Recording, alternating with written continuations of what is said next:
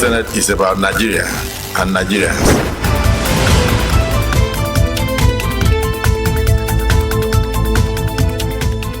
Many thanks for tuning in to Inside the Senate as we bring you details of legislative activities from the Senate of the Federal Republic of Nigeria. My name is Hadiza Bayero Aliu. Our episode today focuses on events of last week during which Senate committees went on oversight. We have a report from the Committee on Tertiary Institutions and Tech Fund, as well as the Committee on Anti-Corruption. The program also reports a constituency outreach program by Senator Dickett Blank for his constituency. Wrapping up the program is an interview with Senator Kaila Dahuwa Sumaila as he presents an overview of the 10th Senate so far. Please stay tuned for the full stories and more on the program after this short break. Promote the unity, happiness, and prosperity of Nigeria. The Defense Industries Corporation of Nigeria Act, Repeal and Reenactment Bill 2023. This act should be supported by all. There are issues that we must use this opportunity to critically address. We accord this motion the urgency and the necessity it requires. I rise the second motion. The ayes have it.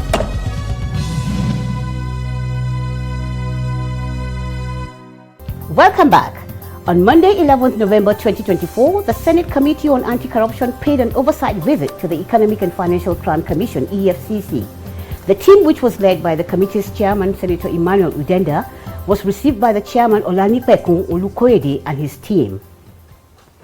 Addressing the EFCC team, chairman of the Senate Committee on Anti-Corruption said the visit was a pre-budget visit to evaluate the performance of the agency so far in line with the committee's mandate. We have considered the report and we're here if members have questions on that report, they can ask questions. So the essence of our visit is just very simple: to look at the books, look at the budget performance, ask questions where necessary. Responding to the remarks, the chairman EFCC Olanipekun Olukoyede appreciated the committee for its relentless support. He assured the senators that the commission runs on the wheels of ethics and integrity. He further gave an update on its performance so far. Based on your request for detailed information on the performance of the Commission's 2023 and 2024 budget, also our operations within the period, our submissions has reflected the following attached document. The one to have before you: 2023 and 2024 budget sum, personnel, overhead, and capital. Also, we have the 2023-2024 budget total releases, also for personnel, overhead, and capital. We have the 2023 and 2024 percentage utilized or releases. In other words, what we have utilized from what that has been released to us. Also, we have the 2023-2024 outstanding or released. Then we have the 2023 management account before you. Some of the fines from SCUMO. We also consider it as revenue for the government. We do. The committee members later took a tour of the facilities of the agency, including the EFCC radio. Same day, the committee proceeded to the Nigeria Intelligence Financial Unit, NFIU, where they met with the Director and Chief Executive Officer Hafsat Abubakar Bakari and the management team. While giving his remarks, the chairman of the committee said the visit was to familiarize itself with the agency and evaluate its performance. It's our first official visit. We'll look at the budget performance, we'll look at what you do, and then be able to lay a report. So you can go ahead and do your presentation. In her remarks, the Director CEO Hafsat Abubakar Bakari intimated the committee of the agency's activities, successes, as well as challenges. What we did was to enhance our information sharing mechanism. We have developed secure platforms for data exchange with law enforcement agencies and relevant authorities, which is called the Crime Records Information Management System, CRIMS. This allows for quicker responses in criminal investigations and better coordination with local and international partners. We have also made technological advancements in financial intelligence. In line with global trends, the NFIU has upgraded its systems to incorporate artificial intelligence and machine learning.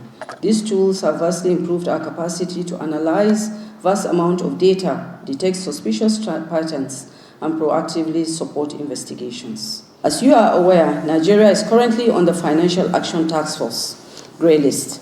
This status places additional pressure on our competent authorities, reporting entities, and other stakeholders. We are actively working to address FATF recommendations and ensure Nigeria's swift exit from the list. However, this requires both time and resources. After her remarks, there was a presentation on the performance of the agency. The Senate Committee on Tertiary Institutions and Tech Fund also continued with its oversight visits. We will take that report after this break to open the Senate notebook. Do stay tuned.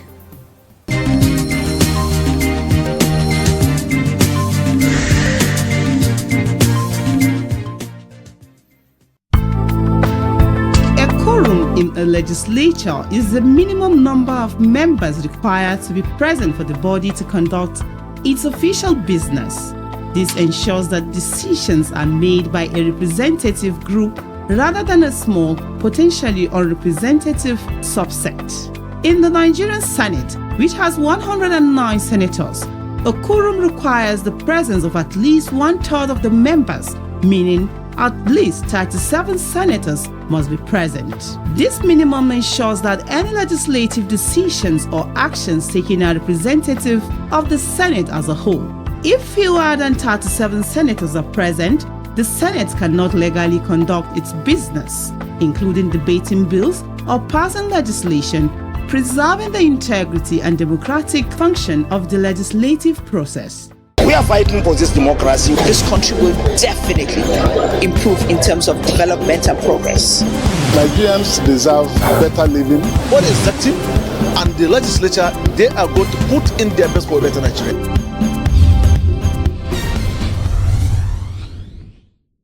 Thanks for staying tuned.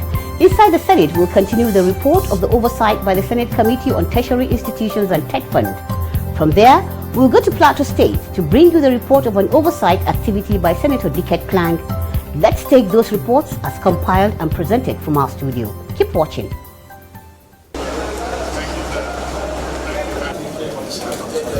On Thursday, 7th November 2024, the Committee on Tech Fund was on an oversight visit to the Ministry of Education in Abuja. The team was received by the Permanent Secretary Sani Gwarzo and other members of the management team. While receiving the committee in his office, the Minister of Education Tunji Alausa, who recently assumed office, gave an insight into his plans for the sector. He said the time has come to re-strategize and make the education sector great. We will now heavily focus on technical vocational educational training. Several of us there, distinguished senators, you went through that same system. Look at how you were trained. We abandoned technical and vocational education. And we'll do it in such a way that we'll focus them, not just them getting that certificate. The way the training will be done, we'll redial it that it will be 80% practical training, 20% theoretical.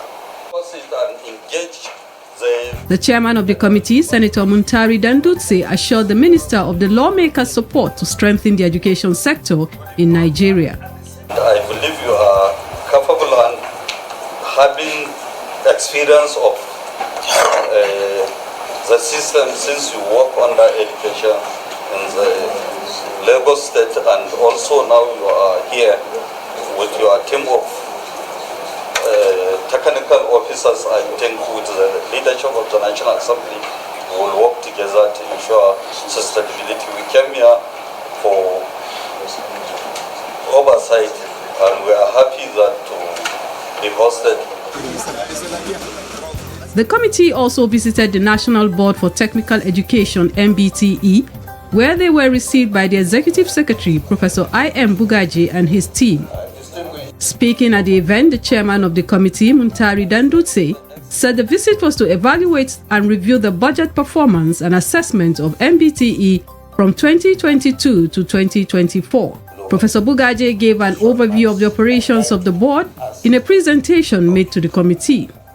Funding of the NBTE is a low-hanging fruit, and it will ensure upskilling Nigerian youth employability locally and globally.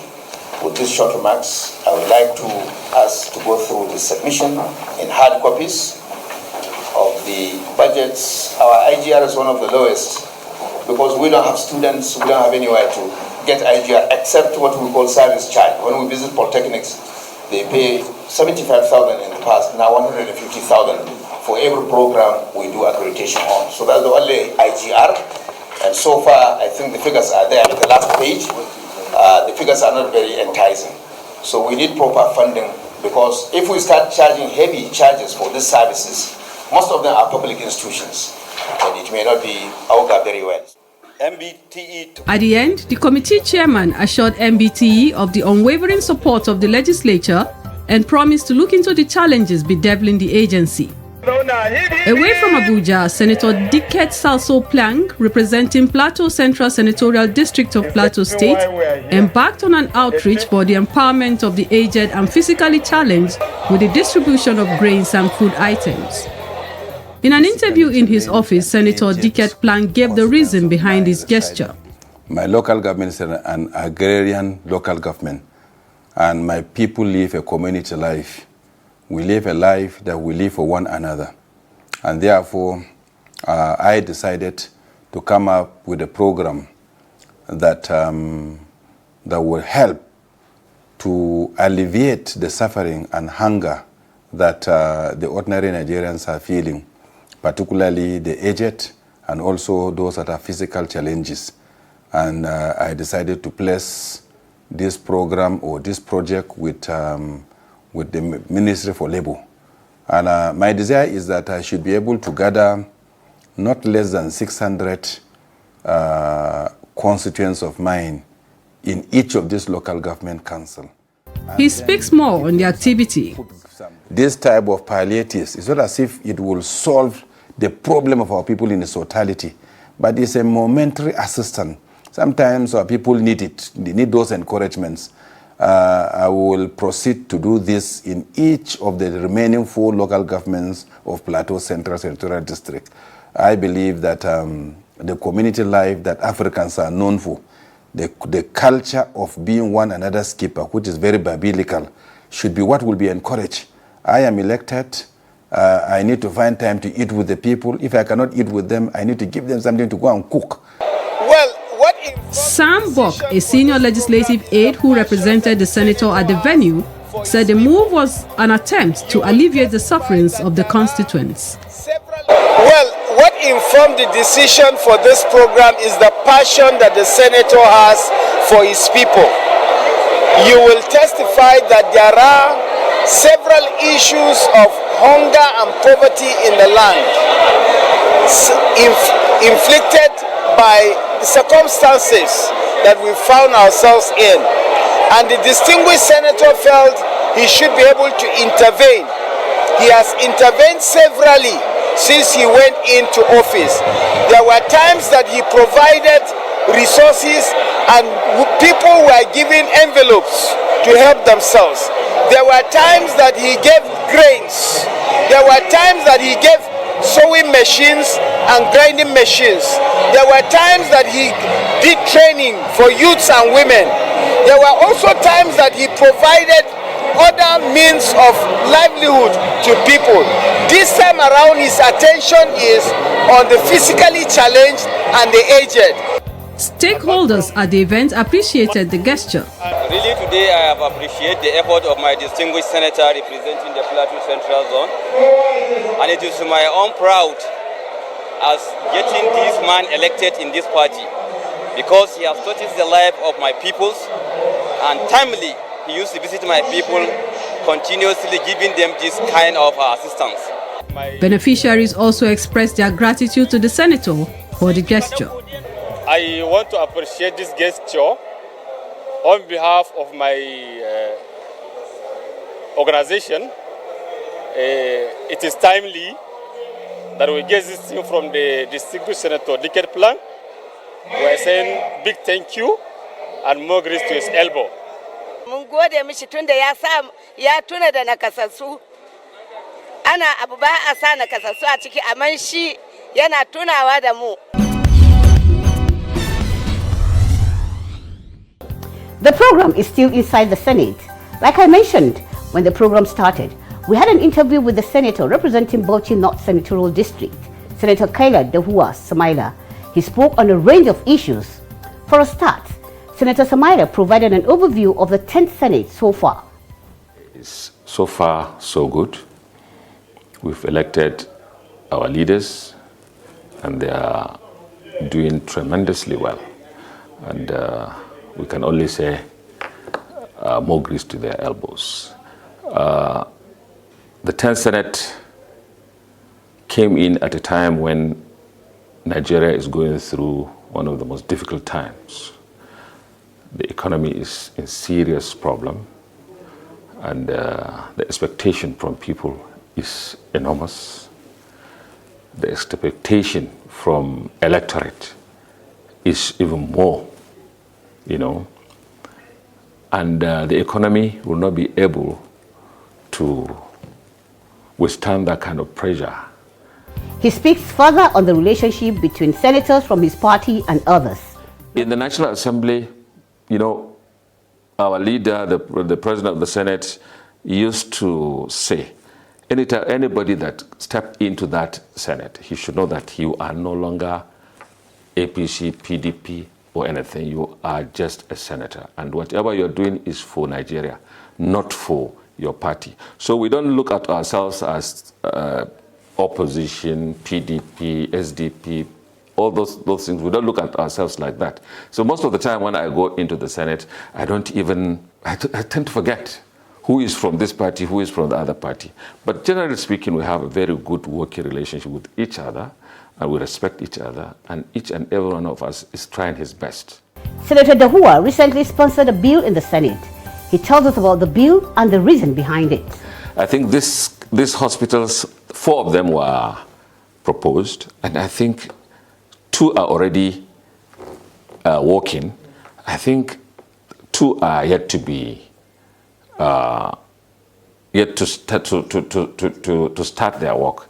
I know we have one in Katsina VVF Center, we have one in Ningi in Bauchi State, we have one in Abakaliki, and we have another one in Edo State.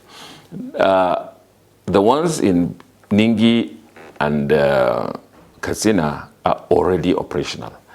Abakaliki and Edo are not yet.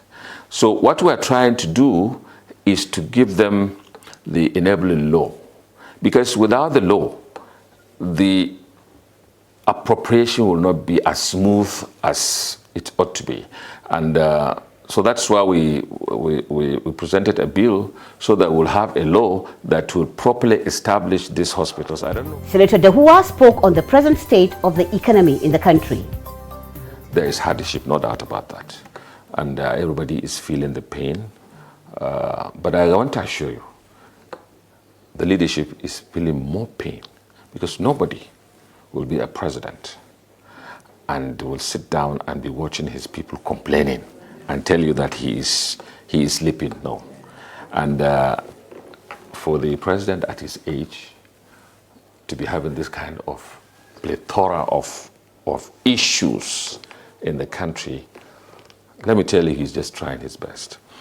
You have to also understand that he met these problems. It's not as if he came and brought them. No, he met them. The only thing is he took decisions. He took decisions about the problem. And I always used to say, and I always like to quote one of our leaders who used to say, posterity will forgive you for taking wrong decision, but it will not forgive you for not taking any decision at all. And I think I commend the president for taking those decisions. I believe they are harsh. I believe they are not nice, but I am confident that with the kind of team he is having, the kind of economic team and the kind of economic things that I am seeing, I think there is light at the end of the tunnel. And I think it will be sooner than later. All I am asking, or I will call our Nigerians, is to be patient. We have to be patient. Some of these things, we can't change them overnight. That was Senator Kaila Dahua Samaila, representing Bauchi North Senatorial District of Bauchi State. Our profile segment is next. Please stay tuned for our Senator of the Week.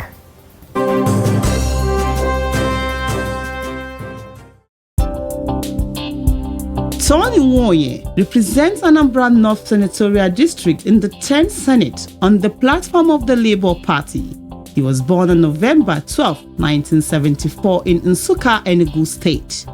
Nwoye attended St. John's Primary School in Nsukka and later the prestigious Christ the King College, Onitsha, for his secondary education.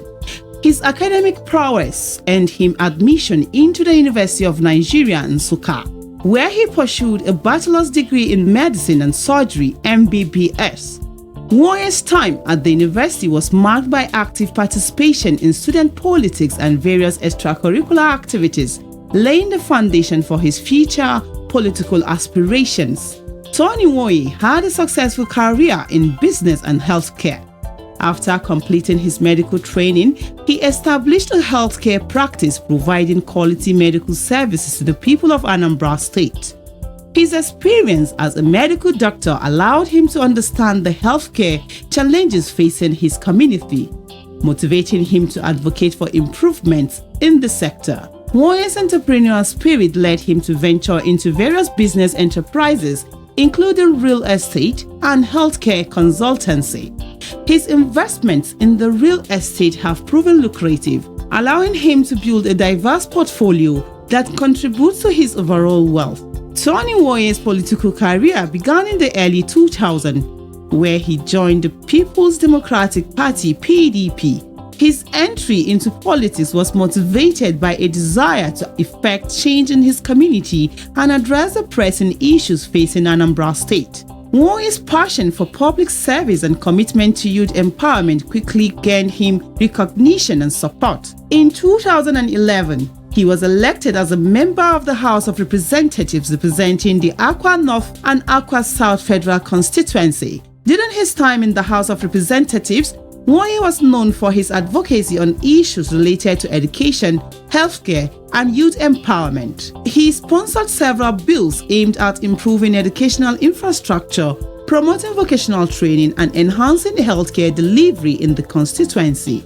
In 2013, Tony Nwoye contested in the Anambra State gubernatorial election under the platform of the All Progressives Congress (APC). Though he did not win the election, Nwoye's gubernatorial bid showcased his political ambition and his desire to serve his state at a higher level. In 2019, Tony Nwoye returned to the political scene, winning election to the House of Representatives for the second time. In 2023, he contested for the Senate seat under the Labour Party and won. His legislative interests have remained the same, focusing on education, healthcare, and entrepreneurship. At the Senate, he is the Vice Chairman Committee on Primary Healthcare and Vice Chairman Anti-Corruption, as well as a member of other committees.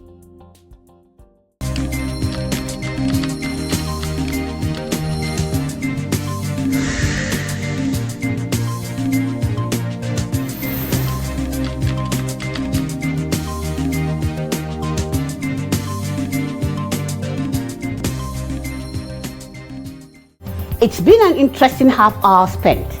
Here's hoping you have been informed on the workings of the Senate of the Federal Republic of Nigeria. For more stories from the Senate, do join us again on this parliamentary channel of the NTA. Visit any of our social media platforms for these and other episodes of the program. Until I come your way again, it's bye for now.